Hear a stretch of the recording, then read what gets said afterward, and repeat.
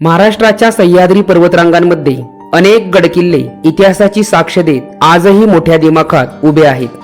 हे गडकिल्ले उभ्या महाराष्ट्राचे आराध्य दैवत असणाऱ्या शिवछत्रपतींची यशोगाथा आपल्यासमोर अलिखितपणे मांडत असतात.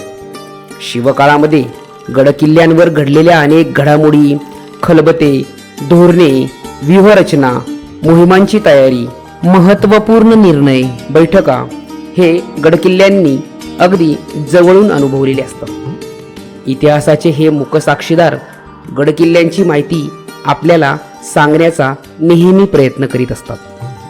पण त्यांची ही भाषा समजण्याकरिता इतिहास हा जातीने नाही तर मातीने समजणे गरजेचे आहे, हेही तितकंच महत्त्वाचं. शिवछत्रपतींचा वैभवशाली कालखंड उलटून आज जवळपास 350 ते 450 वर्ष झाली. पण आपल्या मनात असणारं शिवछत्रपतींचं स्थान किंचितही कमी झालं नाही.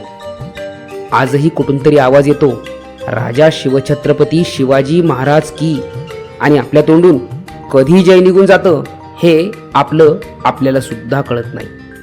शिवछत्रपतींचे हे गडकिल्ले म्हणजे सर्व शिवप्रेमींसाठी मंदिरांसमान असतात. शिवकाळामध्ये ऐतिहासिक महत्त्व असणाऱ्या या गडकिल्ल्यांचे जतन करणे, त्यांच्याविषयी कृतज्ञता निर्माण करणे, त्यांचा आदर सन्मान करणे, योग्य ती देखभाल करून त्यांचे ऐतिहासिक महत्त्व युवा पिढीसमोर सादर करणे ही खरं तर आज काळाची गरज बनली आहे.